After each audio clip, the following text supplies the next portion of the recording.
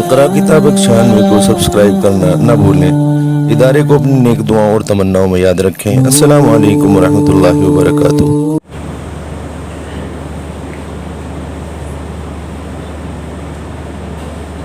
الحمد لله وحده لا شريك له وأشهد أن محمدا عبده ورسوله وصلى الله على النبي الكريم وعلى آله وأصحابه وذرياته أجمعين.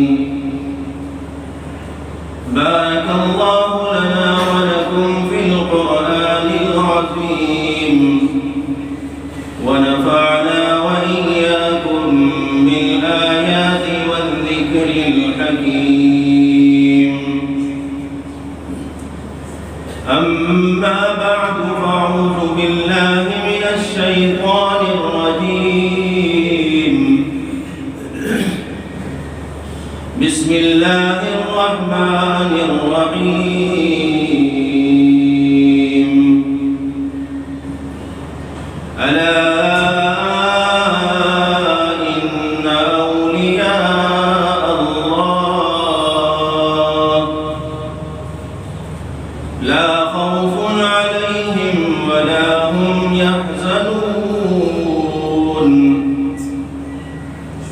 الذين آمنوا وكانوا يتقون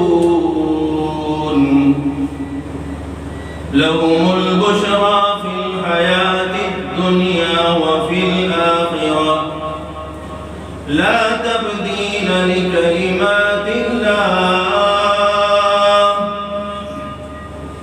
ذلك هو الفوز العظيم. اللهم صل على محمد وعلى آل محمد كما صليت على إبراهيم وعلى آل إبراهيم إنك حميد مجيد.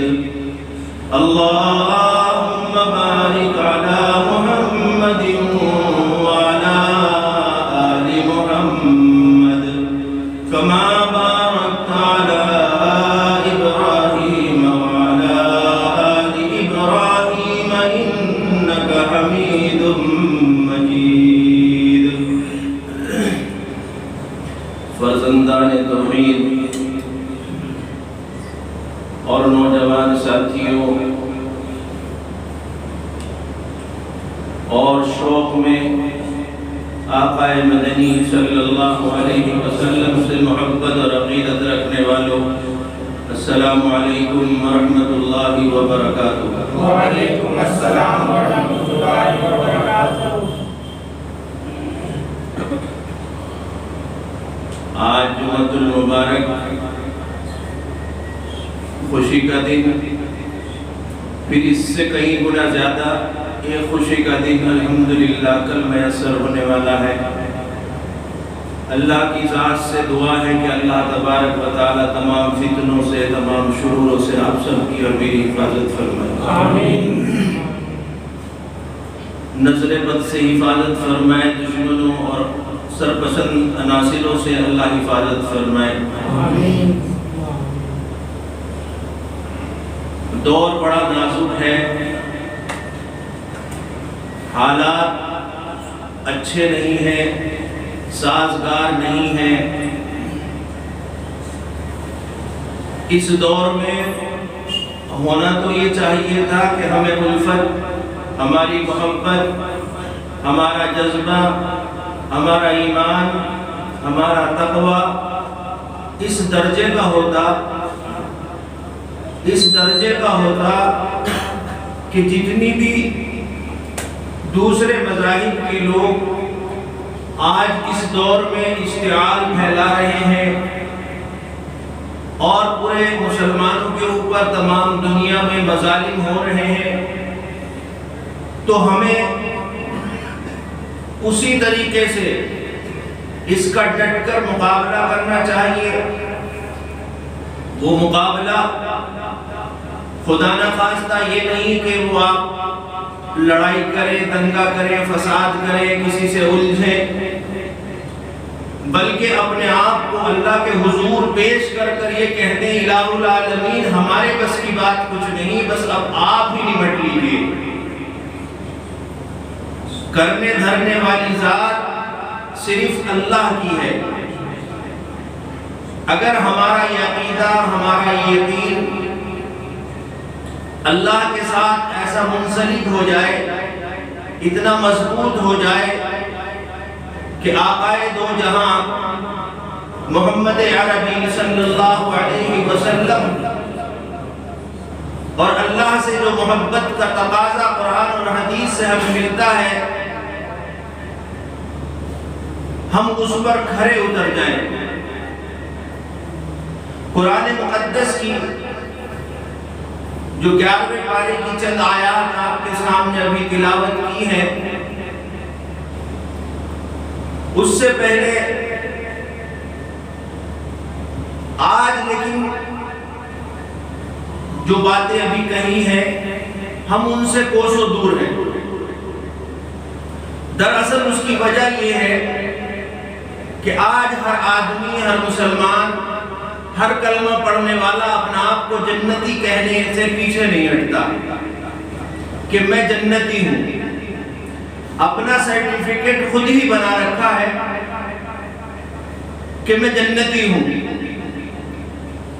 اور اگر میرے دوستوں شکلیں یہودیوں کی ہوں اور پھر جنتی ہونا ہوتا، بے نمازیوں کو اگر جنتی ہونے کا حق ہوتا، بغیر کسی قربانی کے جنتی ہونے کا حق ہوتا، تو اللہ کی قسم اس ریتیلے میدان میں ان کنکریوں پر بلال کو اپنا چمڑا نہ اکھڑوانا پڑتا۔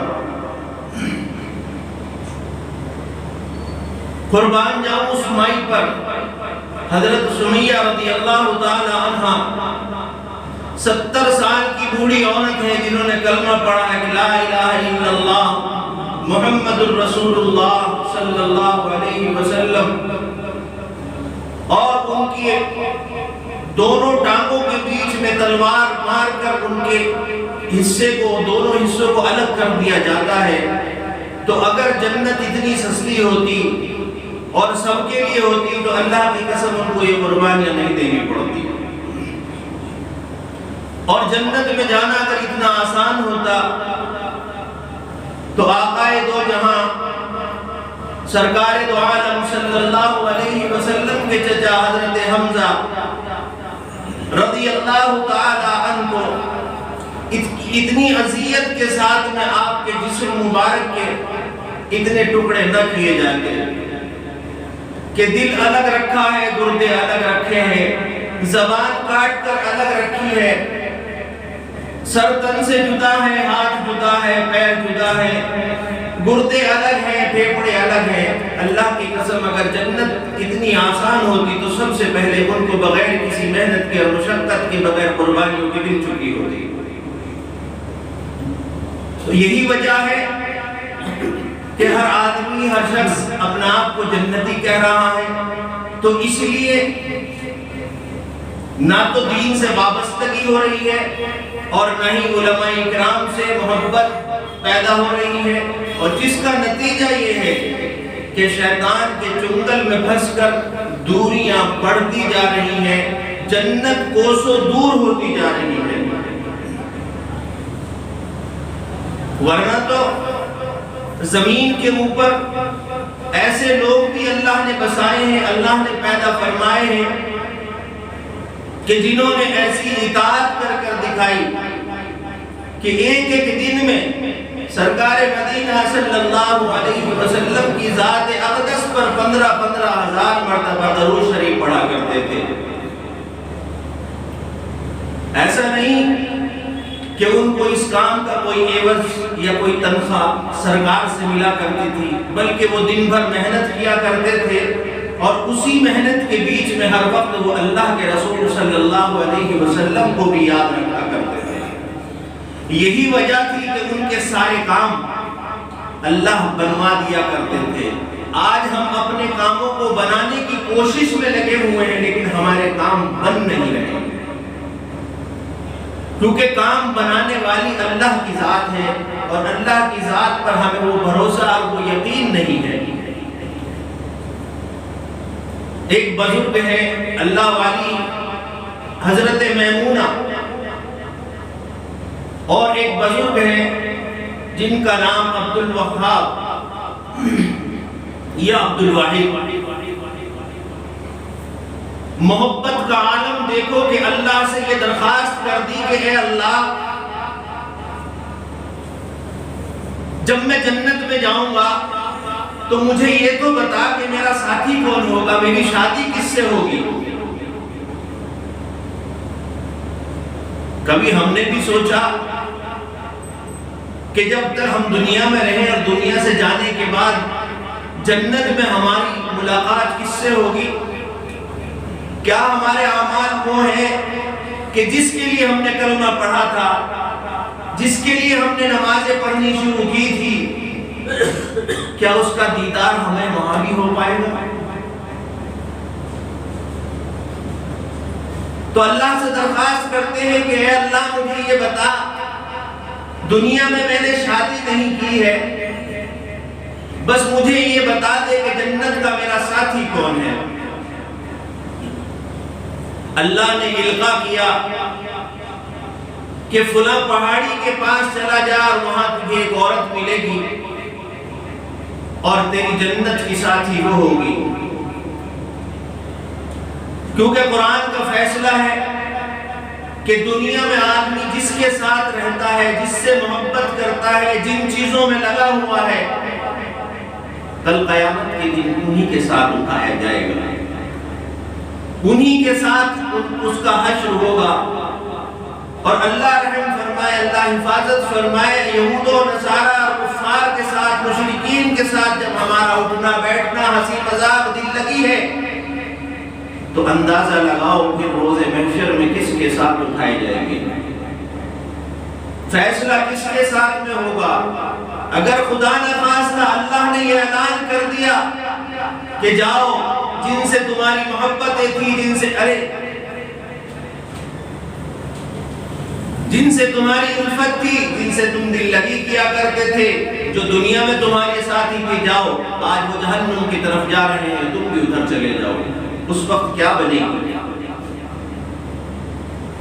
یہ بزرگ پہاڑی کے نزدیک پہنچتے ہیں، دیکھتے ہیں کہ ایک عورت ہے، بڑی حسین ہے، جمیل ہے، خوبصورت ہے، اور اس نے نماز کی نیت باندھی ہوئی ہے، نماز کی نیت باندھی ہوئی ہے۔ کافی دیر تک انہوں نے انتظار کیا، اور یہ دیکھتے کیا ہے کہ ان کی بکریوں کا ریوڑ شیر اور بھگیاڑ چگا رہے ہیں اور ان کی دیکھ بھال کر رہے ہیں۔ جب وہ سلام سے فارغ ہوئی، نماز سے فارغ ہوئی، انہوں نے پوچھا کہ اے اللہ والی، ہاں انہوں نے کہا حضرت میمونہ نے کہ تجھے یہاں آنے کی کیا ضرورت تھی؟ تجھے کیا اتنا بھروسہ نہیں تھا کہ تجھے اللہ نے کہا کہ تجھے جنت ملے گی؟ یہ کیا کوئی کم ہے؟ جنت میں کیا ملے گا؟ اس کو دیکھنے کی کیوں اتنی جسارت کی ہے؟ اگر جنت کا وعدہ اللہ کر دے تو یہ کوئی کم قیمت کی بات تو ہے نہیں، لیکن انسان ہے، انسان کا خاصہ ہے کہ یہ ہر چیز کو دیکھنا چاہتا ہے اپنی آنکھوں سے، تب یہ یقین کرتا ہے، جس کو سائنس کہتے ہیں۔ ورنہ تو سارا نظام، پوری قدرت کی ساری تمام مخلوقات کا ذکر اللہ نے اپنے قرآن مقدس میں کر دیا ہے، لیکن یہ ہے کہ دنیا میں یہ انسان ایسا ہو گیا ہے کہ جب تک آنکھوں سے تصدیق نہ کروں مانوں گا نہیں۔ تو جب انہوں نے سلام پھیرا تو کہنے لگی کہ عبد الوہاب تجھے یہاں آنے کی ضرورت کیا تھی؟ یہ بزرگ بولے کہ اللہ والی یہ بتا مجھے میرا نام تجھے کس نے بتایا؟ کہنے لگی کہ اللہ کے بندے، جب تجھے اللہ یوں بتا سکتا ہے کہ تیرا جنت میں ساتھی پہاڑ کے کنارے پر ہے، تو کیا وہ اللہ مجھے یہ نہیں بتا سکتا کہ تیرا نام کیا ہے؟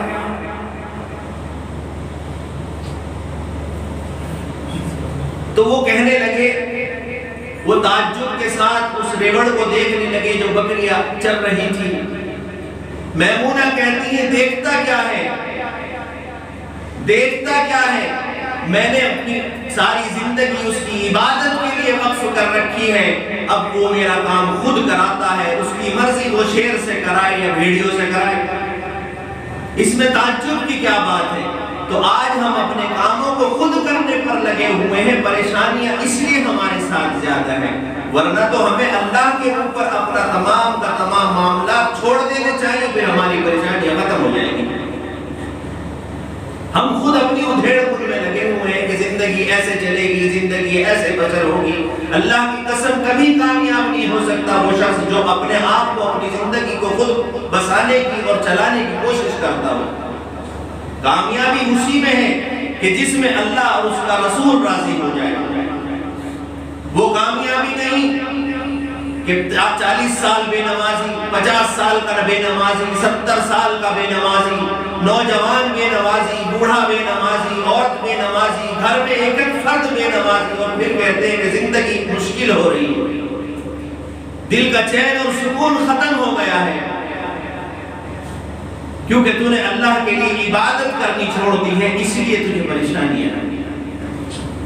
ورنہ اس زمین کے اوپر بادشاہ بھی ایسے آئے ہیں کہ جنہوں نے ایک ایک دن میں نبی کریم صلی اللہ علیہ وسلم کی ذات اقدس کے اوپر 1000 مرتبہ تمام سلطنت چلانے کے باوجود، انصاف اور عدل قائم کرنے کے باوجود، سرکار دو عالم صلی اللہ علیہ وسلم کی ذات اقدس پر 1000 مرتبہ درود بھیجا ہے، لیکن بدقسمتی آج ایک غریب آدمی، ایک مزدور طبقے کا آدمی، مالداروں کی بات چھوڑیے، جس کو صرف کام یہ ہے کہ اس کو بوجھا اٹھانا ہے، اس کو کام کوئی نہیں ہے، وہ اپنی زبان سے چلتا پھرتا اس کام کو بآسانی کر سکتا ہے کہ صلی اللہ علیہ وسلم، اللہم صلی علی محمد وعلی آل محمد کما صلیت علی ابراہیم وعلی آل ابراہیم انک حمید مجید۔ کیا گھستا ہے اس کا اگر وہ کام بھی کرتا رہے اور سرکار دو عالم صلی اللہ علیہ وسلم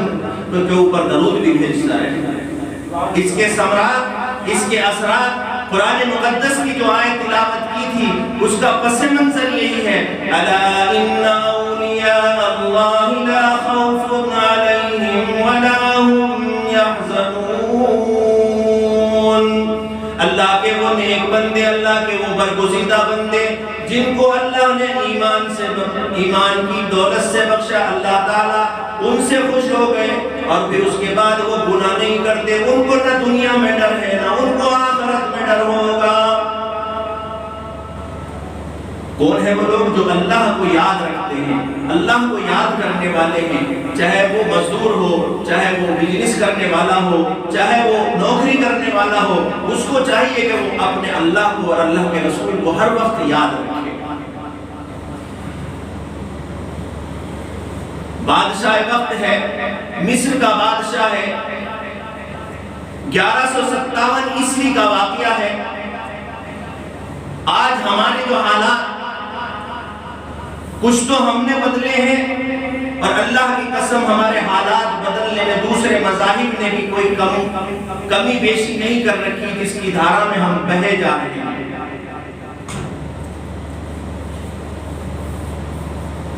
حضرت سلطان نور الدین زنگی رحمت اللہ علیہ پورے دن کا تھکا ہوا بادشاہ ہے، عدل و انصاف کی عدالت سے اٹھ کر رات کو جب بستر پر جاتا ہے، وضو کرتا ہے، تہجد کی نماز پڑھتا ہے، تہجد کی نماز پڑھنے کے بعد جیسے ہی بستر پر جاتا ہے، آنکھ لگتی ہے، سرکار دو عالم صلی اللہ علیہ وسلم کی زیارت نصیب ہو جاتی ہے۔ سرکار دو عالم صلی اللہ علیہ وسلم کی زیارت جیسے ہی ہوتی ہے، ساتھ میں 2 شخص دکھلائے گئے جو بڑے بدصورت ہیں۔ فرمایا، اے نور الدین، تو اپنے بستر پر آرام سے سو رہا ہے، اور مدینے میں مجھے یہ دیکھ 2 کتے ستا رہے ہیں۔ کیسا بادشاہ ہوگا کہ جس کو سرکار دو عالم صلی اللہ علیہ وسلم کی زیارت ہو رہی ہے اور آپ صلی اللہ علیہ وسلم یہ کہہ رہے ہیں کہ مجھے یہ دو کتے ستا رہے ہیں، نور الدین تو بستر پر سویا ہوا ہے۔ وہ بادشاہ کیسا بادشاہ ہوگا، کیسا اس کا عدل ہوگا، کیسی اس کی محبت ہوگی محمد عربی صلی اللہ علیہ وسلم سے کہ جس کو خواب میں اللہ کے رسول آ کر کہہ رہے ہیں کہ نور الدین تو آرام کر رہا ہے، یہ کتے مجھے ستا رہے ہیں۔ نور الدین زنگی رحمت اللہ علیہ نے جب یہ خواب دیکھا تو آنکھ کھلی، گھبرا گئے، کہنے لگے لگتا ہے میری شامت آ گئی، لگتا ہے مجھ سے گناہ ہو گیا، کیونکہ ساتھ میں دو بری شکلیں دکھائی گئی۔ آپ نے وضو کیا، وضو کر کر پھر نماز کی نیت باندھی، نماز کی نیت باندھنے کے بعد اللہ کے سامنے سر سجود ہو جاتا ہے اور کہتا ہے الہ العالمین میرے تمام گناہوں کو معاف فرما۔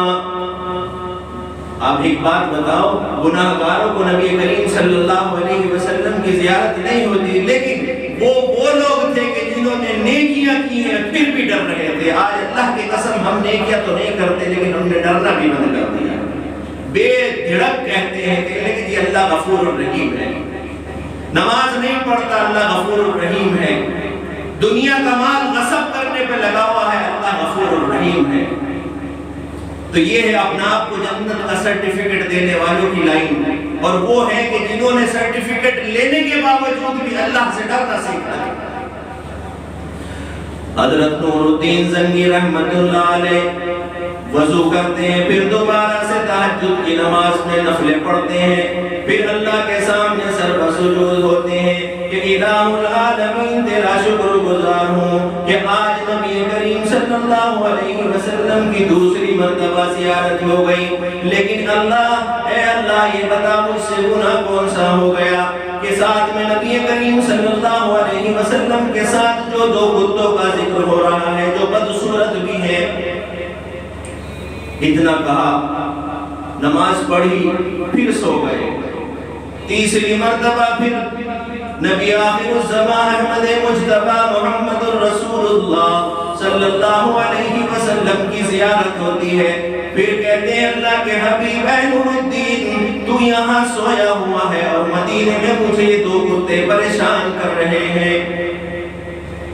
کبھی ہم نے بھی سوچا کہ اللہ کے رسول صلی اللہ علیہ وسلم کا دنیا میں اگر دیدار ہو جائے، اللہ کی قسم ساری دنیا کی نعمتوں سے سب سے بڑی نعمت یہ ہے کہ جس کے لیے ہم نے ساری دنیا کے مزوں کو چھوڑنے کے لیے سرٹیفکیٹ پہ ہم نے دستخط کیے ہیں لا الہ الا اللہ محمد الرسول اللہ، اس مدنی کریم کا ہمیں زیارت دنیا میں ہی ہو جائے۔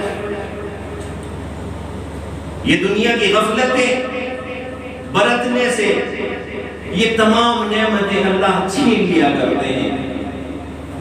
حضرت نور الدین زنگی رحمت اللہ علیہ نے جب تیسری مرتبہ خواب دیکھا، لیکن اب خواب دیکھنے کے بعد اٹھے، وضو کیا، وضو کرنے کے بعد پھر نفل پڑھے، نفل پڑھنے کے بعد اللہ سے دعا کی الہ العالمین آج کوئی نہ کوئی تو خاص بات ہے جس کی وجہ سے نبی کریم صلی اللہ علیہ وسلم 3 مرتبہ میرے خواب میں آ گئے، اب یہ خواب نہیں رہا بلکہ یہ حقیقت ہو گئی ہے۔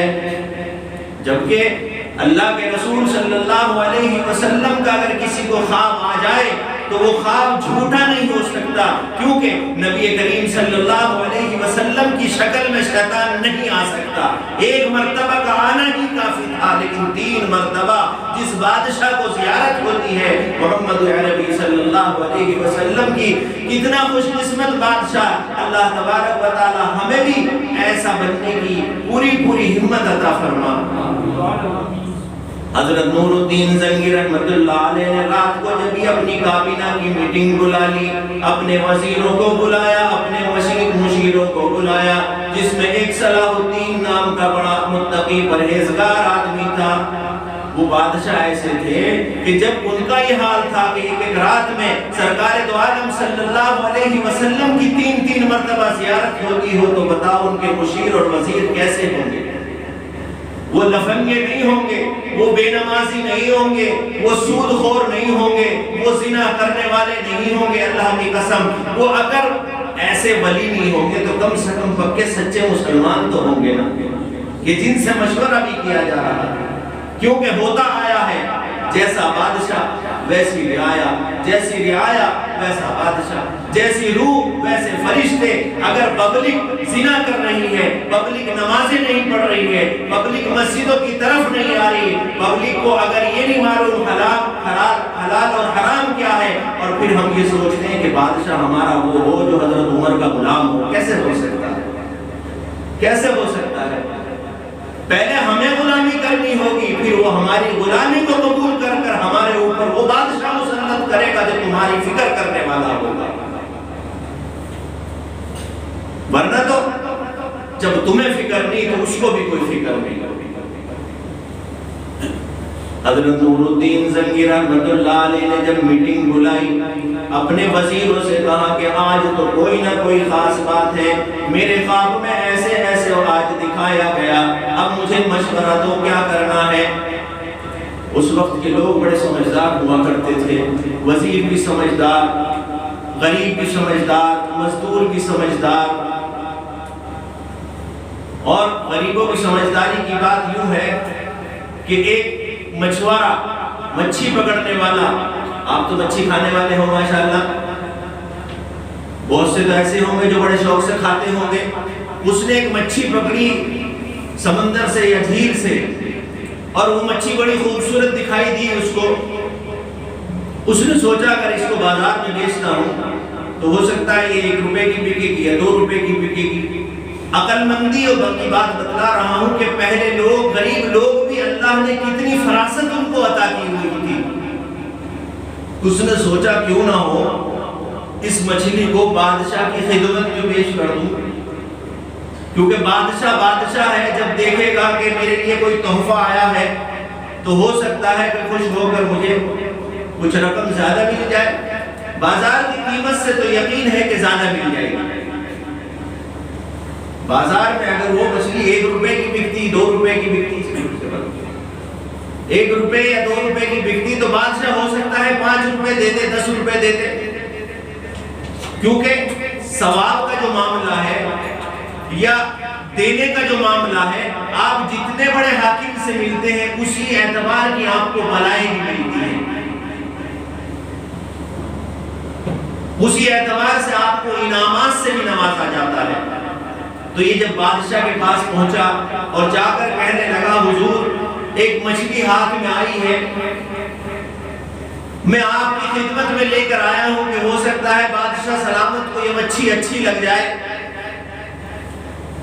تو بادشاہ نے مچھی دیکھی، بڑے خوش ہوئے، کہنے لگے اپنے وزیر سے کہ جاؤ اس کو 100 روپے انعام دے دو، 100 روپے انعام دے دو۔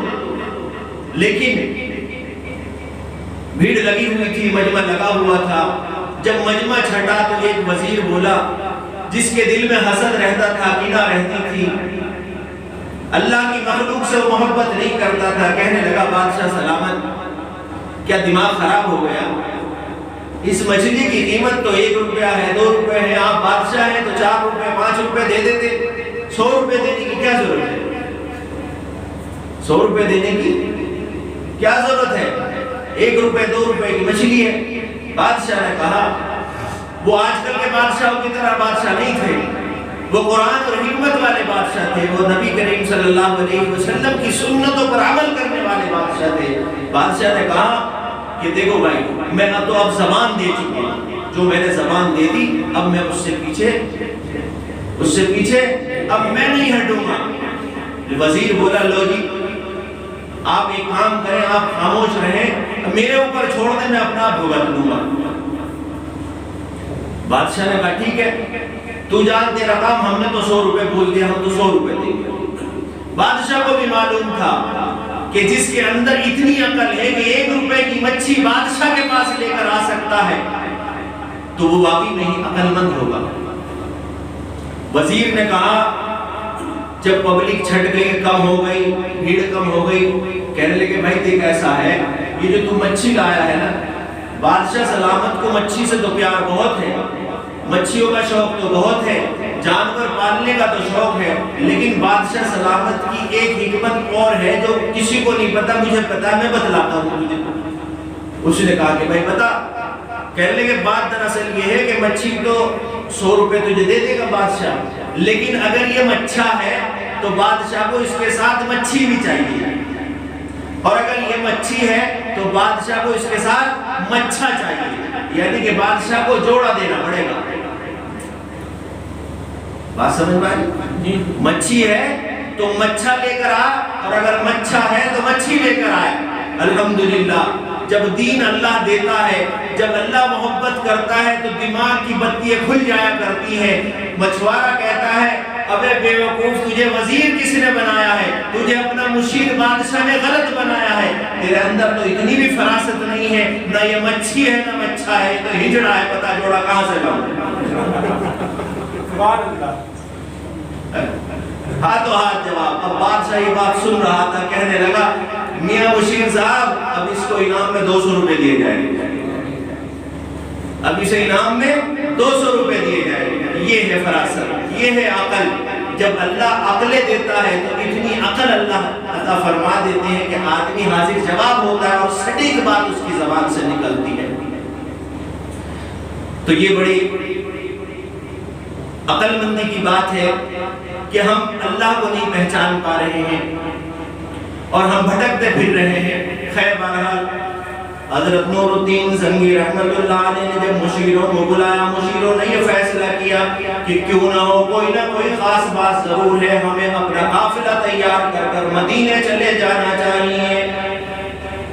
پورا قافلہ 16 دن کے سفر کے بعد مدینہ المنورہ میں پہنچ جاتا ہے، اور جس کے اندر مصر کے بڑے بڑے عقل مند، بڑے بڑے دانشور اور بڑے بڑے تقوی اور پرہیزگار لوگوں کو شامل کیا جاتا ہے کہ کیوں نہ ہو جب نبی کریم صلی اللہ علیہ وسلم آ کر خواب میں یہ کہتے ہیں کہ مجھے 2 کتے پریشان کر رہے ہیں، کوئی نہ کوئی خاص بات ضرور ہے۔ اور جنگ کا سامان بھی ساتھ لیا گیا کہ ہو سکتا ہے کوئی پریشانی آ رہی ہو۔ یہودیوں اور نصرانیوں اور عیسائیوں نے شروع سے ہی اسلام کے چاہنے والوں کے لیے نئے نئے حربے اختیار کیے ہیں، اور اسی حربے میں ایک حربہ یہ بھی تھا کہ 2 لوگ حج کرنے کے لیے آئے، اور حج کرنے کے بعد مدینے میں انہوں نے ایک مکان خریدا، اور اس مکان کو خریدنے کے بعد جنت البقیع کے پاس وہ مکان خریدا گیا، اور یہ 2 لوگ داڑھی والے بھی تھے، نماز بھی پڑھا کرتے تھے، مسجد نبوی میں نماز پڑھا کرتے تھے، قرآن بھی پڑھا کرتے تھے، لیکن یہ رات کو ایک سرنگ کھودا کرتے تھے، اور اس سرنگ کھودنے کا مقصد یہ تھا کہ تیرے اور میرے نبی صلی اللہ علیہ وسلم کی قبر اطہر تک پہنچ جانا، کیونکہ انہیں بھی یقین ہے، انہیں اس بات کا پتہ ہے کہ انبیاء اکرام علیہ السلام کو اللہ تبارک و تعالیٰ کی زمین نہیں کھاتی، وہ ہمیشہ سے زندہ رہتے ہیں۔ اور عاشقوں کی بات کیسی کیسی باتیں ہیں۔ حضرت مولانا حسین احمد مدنی رحمت اللہ علیہ قربان جاؤں حج پر گئے 11 افراد بیوی بچوں کے ساتھ۔ جب حج کرنے کے بعد ہندوستان آنے کا ارادہ کیا، میرے اساتذاؤں کی لائن میں ایک لائن، ان اکابرین کا نام حضرت مولانا حسین احمد مدنی رحمت اللہ علیہ۔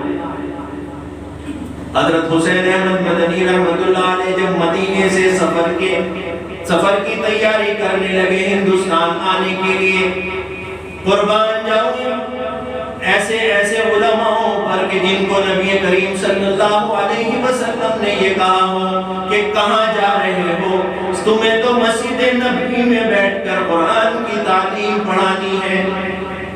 جب حضرت حسین رحمت اللہ علیہ، حسین احمد مدنی رحمت اللہ علیہ ہندوستان کے لیے نکلنے کا ارادہ کرتے ہیں تو خواب میں زیارت ہوتی، حسین تو کہاں جا رہا ہے؟ تو اسی اصحاب صفہ پر بیٹھ کر وہی قرآن کی تعلیم پڑھا، وہی قال قال رسول اللہ کی تعلیم دے جو میں اپنے صحابہ اکرام کو دیا کرتا تھا۔ قربان جائیے ایسے علماؤں کے اوپر کہ جنہوں نے سرکار مدینہ صلی اللہ علیہ وسلم کی تعلیمات کو آج تک پورے جد و جہد کے ساتھ، جوتے کھانے کے باوجود، گالیاں کھانے کے باوجود، آج عوام ان منبروں پر بیٹھنے والوں کو نہ جانے کس کس نظر سے دیکھتی ہے۔ اللہ کی قسم اگر تم نے ان کو انبیاء کے وارثین کی نظر سے دیکھا ہوتا تو تمہاری حالتیں ایسی خراب نہ ہوتی، تمہاری حالتیں ایسی بیزار نہ ہوتی کہ تمہارے گھروں میں قرآن پڑھنے والے میسر نہیں، تمہارے گھروں میں دینداری نہیں، کیونکہ تم نے ان کو دیکھا دوسری نظروں سے۔ کوئی کہتا ہے پیٹ کے پالنے والے ہیں، کوئی کہتا ہے ڈھونگی ہے، کوئی کہتا کچھ ہے، کوئی کہتا کچھ ہے، لیکن تم اپنی نسلوں کی فکر کیوں نہیں کرتے؟ حضرت حسین احمد مدنی رحمت اللہ علیہ مدینہ المنورہ میں رک جاتے ہیں۔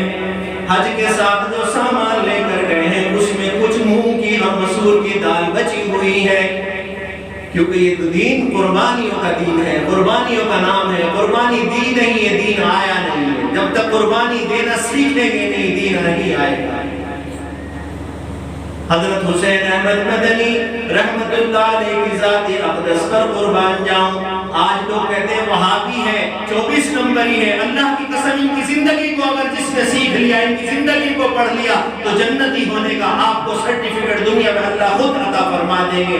اسی کو شاعر کہتا ہے مسلک سنت پر چلا جا اے سالک، مسلک سنت پر اے سالک چلا جا بے دھڑک، جنت الفردوس کو گئی ہے یہ سیدھی سڑک۔ یہ علماء دیوبند کا جس نے راستہ پکڑا، جس نے علماء حق کی پیروی کی، اللہ کی قسم جنتی ہونے کا سرٹیفکیٹ دنیا میں مل گئی، کیونکہ صحابہ اکرام رضوان اللہ علیہ اجمعین کے نقش قدم پر جماعت اگر کوئی چل رہی ہے اس وقت وہ علماء دیوبند کی جماعت ہے۔ حضرت حسین احمد مدنی رحمت اللہ علیہ ایک چھٹاک دال پانی میں بہت سارے پانی میں ڈال کر ابالتے ہیں، اور 11 افراد 11 لوگ اس پانی کو پی کر پورے دن روزہ رکھتے ہیں۔ ایک چھٹاک دال، ایک چھٹاک سمجھتے ہیں 125 گرام دال، 11 آدمی کتنی حصے میں دال آتی ہوگی، اور اس کے بعد روزہ رکھنا ہے، اور روزہ رکھنے کے بعد اسی اصحاب صفہ پر جہاں محمد رسول اللہ صلی اللہ علیہ وسلم قرآن پڑھایا کرتے تھے، وہیں انہوں نے قال رسول اللہ صلی اللہ علیہ وسلم کی صدائے دی ہے۔ اللہ کی قسم اس سید عالم نے 18 سال تک کسی حکومت سے پیسہ نہیں لیا، کسی شخص سے ہدیہ تحفہ قبول نہیں کیا، کیونکہ کہتے تھے کہ مجھے تو محمد رسول اللہ صلی اللہ علیہ وسلم نے یہ کہا ہے کہ حسین احمد یہاں بیٹھ کر میرا قرآن پڑھا، یہاں بیٹھ کر میری حدیث پڑھا، تو اب مجھے یہ گوارا نہیں ہے کہ میں کسی سے اس کا عوض لوں اور بدلہ لوں۔ پورے دن اسی اصحاب صفہ پہ قال رسول اللہ صلی اللہ علیہ وسلم کی صدائے دیتے ہیں۔ مغرب کا وقت ہوتا ہے، مدینہ المنورہ کے لوگ جب سبزی کاٹ کر، ترکاریاں کاٹ کر چھلکے باہر پھینک دیتے ہیں، یہ حسین احمد مدنی اندھیرے میں جاتا ہے مسجد نبوی سے۔ مسجد نبوی سے نکلنے کے بعد گھر کے باہر جو چھلکے پڑے ہوتے ہیں سبزی ترکاریوں کے، ان کو اٹھاتا ہے اور لا کر دھوتا ہے۔ لا کر دھونے کے بعد ان کے پیس کرتا ہے، پانی میں ابالتا ہے، اور اس کے بعد پورا گھر اس کا جوس پیتا ہے، اور رات کو پھر اسی طریقے سے روزہ رکھتا ہے، اور پوری رات جنت البقیع، ساری رات مدینہ المنورہ حجرہ رسول صلی اللہ علیہ وسلم کے پاس کھڑا ہو کر نفلوں میں قرآن بھی پڑھتا ہے۔ علماء دیوبند، علماء کی شان۔ اس کے بعد بہت سارے واقعات ہیں۔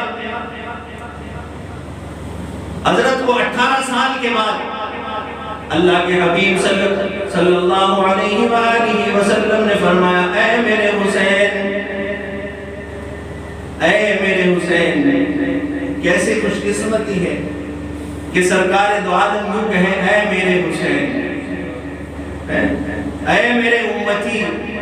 آج امت کو فکر نہیں، امت کو غم نہیں، امت کو پتہ نہیں کہ دین ہے کیا چیز ہے، اور سیکھنے کی بھی جرت نہیں۔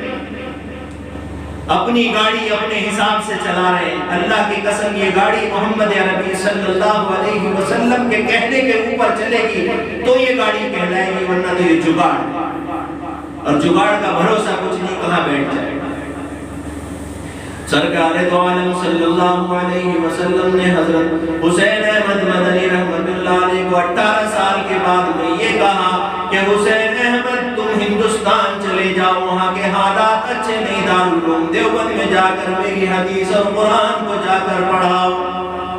حضرت حسین احمد مدنی رحمت اللہ علیہ 18 سال اصحاب صفہ میں پڑھانے کے بعد دارالعلوم دیوبند میں آ کر درس اور تدریس کا کام کرتے ہیں.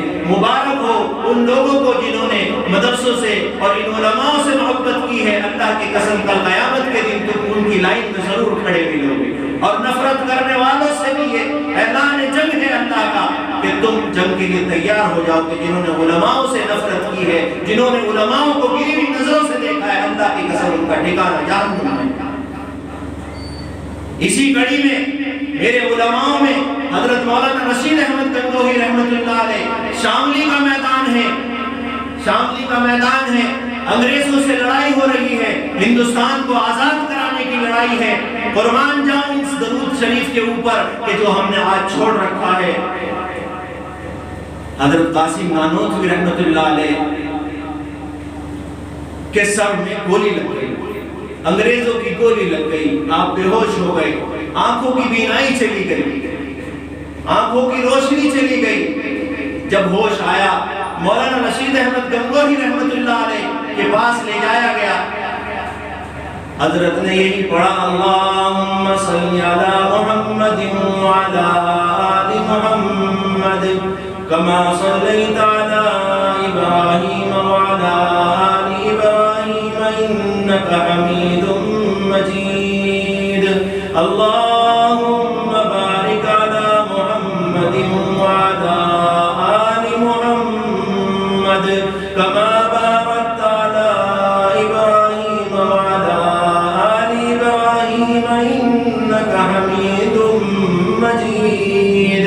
3 مرتبہ یہ درود شریف پڑھنے کے بعد حضرت رشید احمد گنگوہی رحمت اللہ علیہ نے اپنا ہاتھ پھیرا مولانا قاسم نانوتوی رحمت اللہ علیہ کے سر مبارک پر اور آنکھوں پر اور فرمایا نانوتوی آنکھ کھول.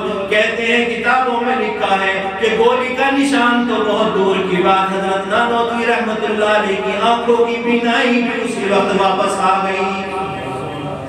درود شریف دل سے محبت عقیدت کا نذرانہ جب پیش کرتے ہیں تو جواب اس کے اعتبار سے آیا کرتا ہے. حضرت نور الدین زنگی رحمت اللہ علیہ مدینہ المنورہ میں تشریف لے کر آ جاتے ہیں. آپ نے اعلان کرا دیا گورنر وقت سے مل کر کہ کل مدینے میں تمام لوگوں کی، عورتوں کی، بچوں کی، بوڑھوں کی دعوت کر دی جائے.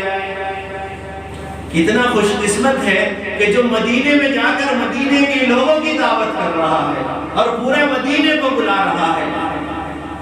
اگر 1 درہم بھی اس حرم میں خرچ ہو جائے، اللہ کی قسم یہاں 1,00,000 درہم خرچ کرنے سے زیادہ بہتر ہے. تو طے ہو گیا، اعلان ہو گیا کہ کل پورے مدینے اور اطراف کے لوگ آ کر کھانا کھائیں. اور نور الدین زنگی رحمت اللہ علیہ بادشاہ وقت ہے، آیا ہوا ہے اور تحفے تحائف بھی دے گا. فیصلہ یہ ہوا، دانش مندوں نے یہ فیصلہ کیا کہ کھانا کھانے والے آتے رہیں گے اور ان خبیثوں کو جن کی شکل دکھائی گئی ہے ان کو پہچاننے میں آسانی ہو کہ وہ خبیث ایک ہو کہ جن کو اللہ کے رسول صلی اللہ علیہ وسلم کے برابر میں کھڑے ہو کر زیارت کرائی گئی ہے کہ یہ لعین ہے، یہ کتے ہیں، مجھے پریشان کر رہے ہیں. تو آخر کار صبح کو دسترخوان بچھا دیا گیا. مدینے کے تمام لوگ آ کر کھانا کھا رہے ہیں، جا رہے ہیں، آ رہے ہیں، جا رہے ہیں. سلطان نور الدین زنگی رحمت اللہ علیہ ایک ایک کے اوپر نظر رکھے ہوئے ہیں، گردن ہلا رہے ہیں کہ یہ بھی نہیں ہے، یہ بھی نہیں ہے، یہ بھی نہیں ہے. شام ہو گئی، پورا مدینہ فارغ ہو گیا، پورا مدینہ کھانا کھا چکا. نور الدین زنگی رحمت اللہ علیہ نے کہا کہ بھائی لگتا ہے اور بھی کچھ لوگ رہ گئے ہیں. لوگوں نے کہا کہ حضرت جتنے بھی لوگ تھے ہماری نظروں کے اعتبار سے سب نے کھانا کھا لیا ہے۔ نور الدین زنگی رحمت اللہ علیہ کہتے ہیں کہ نہیں ہو سکتا، مجھے نبی کریم صلی اللہ علیہ وسلم کی زیارت کرائی گئی ہے۔ آج مسلمانوں اللہ اور اللہ کے رسول کی باتیں سمجھ میں نہیں آتی۔ وہ لوگ تھے کہ جنہوں نے خواب دیکھ کر بھی اس کو یہ نہ کہا کہ ہو سکتا ہے کہ جھوٹا ہو سکتا ہے کہ جھوٹا ہو۔ آج قرآن کی آیت بھری پڑی ہے تیرے لیے میرے لیے، کبھی کھول کر ان کا ترجمہ پڑھ لیا کرو۔ دنیا بھر کے رات دن فیس بک اور واٹس ایپ اور فلاں اس میں رہتے ہو، اللہ کی قسم اپنے مطلب کی چند آیت تو کم سے کم روزانہ پڑھ کر دیکھ لیا کرو کہ میرے لیے اللہ نے قرآن میں کیا لکھا ہے۔ نہیں پڑھ سکتے سن لیا کرو، کسی کو بٹھا لیا کرو۔ یہاں تو بٹھانے کی بھی کوشش کرتے ہیں تو بھاگتے ہیں لوگ۔ تو حضرت نور الدین زکی رحمت اللہ علیہ کہتے ہیں کہ نہیں ہو سکتا ایسے، میرے مدنی ایسا نہیں کر سکتے۔ میرا مدنی جب دکھایا گیا ہے، میرے مدنی جب زیارت کرائی گئی ہے، میرے مدنی جب آ کر یوں کہتے ہیں کہ مجھے دو کتے پریشان کر رہے ہیں، تو اگر وہ نہیں آئے ہیں تو اس کا مطلب یہ ہے کہ وہ نہیں آئے ہیں، وہ رہ گئے ہیں۔ تو کسی نے کہا، سیدھا سادہ آدمی تھا، کہنے لگا کہ جی ہاں دو بزرگ ہیں اللہ والے، دو بزرگ ہیں اللہ والے، اور وہ جنت البقیع کے برابر میں مکان میں رہتے ہیں، اور وہ کسی کا کھاتے نہیں، وہ صرف کھلانے کا کام کرتے ہیں۔ وہ کسی کا کھاتے نہیں ہے، کھلانے کا کام کرتے ہیں۔ اسی لیے علماء کہتے ہیں کہ چند دن اگر کوئی کچھ بانٹ دے تو اسے ولی نہیں سمجھنا چاہیے، اسے بزرگ نہیں سمجھنا چاہیے۔ ہو سکتا ہے نہ جانے اس کے پیچھے کیا کیا چھپا ہے، وہ تمہارا ایمان لوٹنے کے چکر میں تو نہیں پڑا۔ حضرت نور الدین زنگی رحمت اللہ علیہ کہتے ہیں کہ چلو انہیں بلا کر لے کر آؤ۔ گورنر کو تیش آتا ہے، ان دونوں لوگوں کو بلا لیا جاتا ہے۔ اب وہ جب دو لوگ آتے ہیں تو آپ نے دیکھا کہ ہاں یہی وہ لعین ہے، خبیث ہے، کہ جن کو خواب میں دکھایا گیا ہے اور یہ کہا گیا ہے کہ یہ کتے مجھے پریشان کر رہے ہیں۔ ان کے ساتھ سختی ہوئی، سختی ہونے کے بعد ان کی پٹائی ہوئی، اور انہوں نے پھر بھی منع کیا۔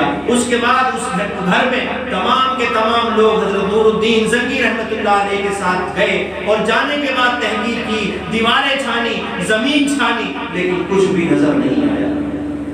بڑے پریشان کہ اب کیا ہوگا۔ تیرے میرے جیسا ہوتا، کہنے لگا لو جی اللہ کے رسول بھی جھوٹی بات کہہ گئے، یہاں تو کچھ ملا ہی نہیں، کیونکہ اگر ہمیں سچی بات لگتی تو اللہ کی قسم آج تمہاری میری شکل محمد رسول اللہ صلی اللہ علیہ وسلم کی شکل جیسی ہوتی، آج تمہارا مرنا جینا نبی کریم صلی اللہ علیہ وسلم کے در سے عمل پر ہوتا، پھر یہ نوبت نہ آتی۔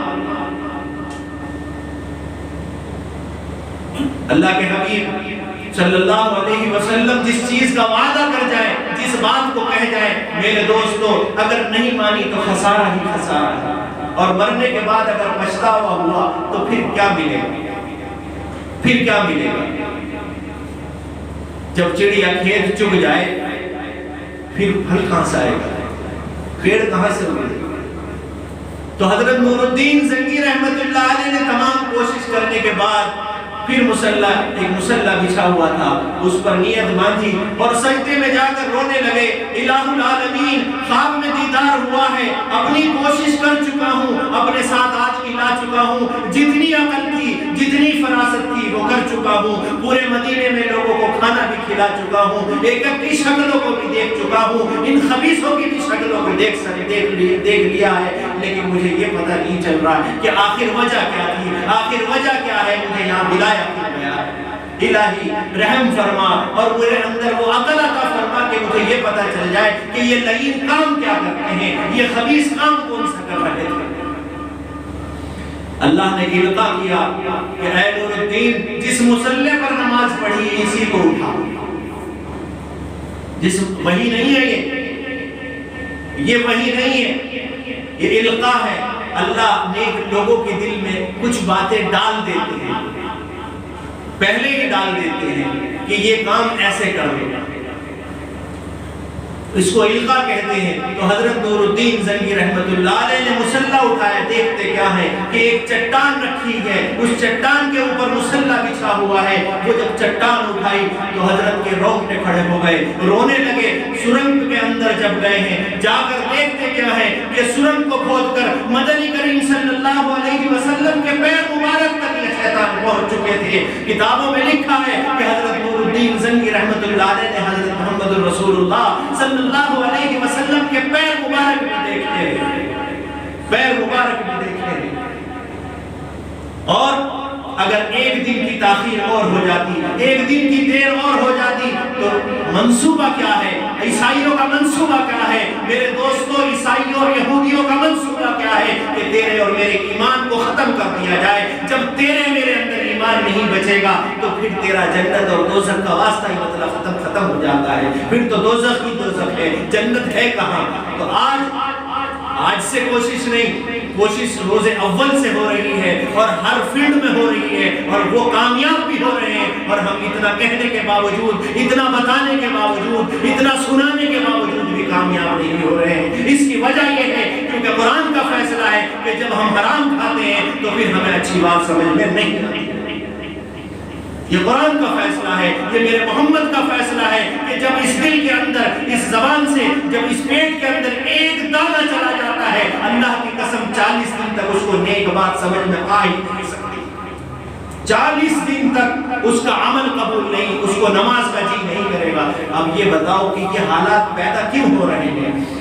تو منصوبہ یہ تھا، یہودیوں کا منصوبہ یہ تھا کہ نبی کریم صلی اللہ علیہ وسلم کو قبر اطہر سے نکال کر ان کو کہیں اور منتقل کر دیا جائے، اور اس کے بعد اعلان کرا دیا جائے، مسلمانوں تمہارا عقیدہ یہ ہے کہ تمہارے محمد قبر میں زندہ ہے، اور یقیناً ہمارا یقین ہے کہ محمد عربی صلی اللہ علیہ وسلم اپنی قبر اطہر میں زندہ ہے۔ جو سلام بھیجتے ہو سلام کا جواب دیتے ہیں، درود بھیجتے ہو درود کا جواب آتا ہے۔